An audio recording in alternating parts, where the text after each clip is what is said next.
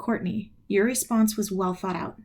One of the points that you made that I really latched onto was when you said, while sometimes it may not feel like my best option to remind parents of their rights, in keeping with the dignity business and the spirit of the law, we must work with the parents to ensure they feel heard, seen, and respected, while also ensuring that their child is receiving a truly individualized program at our school.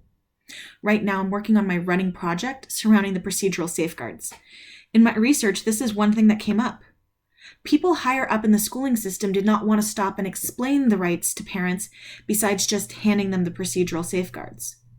The worry was that if the parents understood their rights more, the school would see more due process, mediation, or resolution meetings.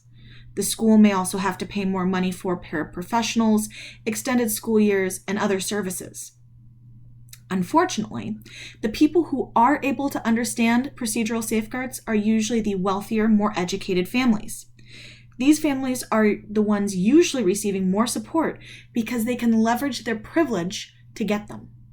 This affects other families who tend to put more trust in the school system and agree with whatever the schools say.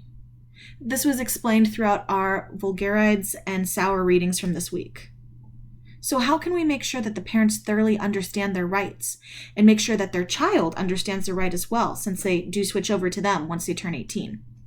How can we explain and convince the higher up supervisors that we must make sure that the parents understand their rights when offering them the procedural safeguard, when just offering them the procedural safeguards meets the letter of the law?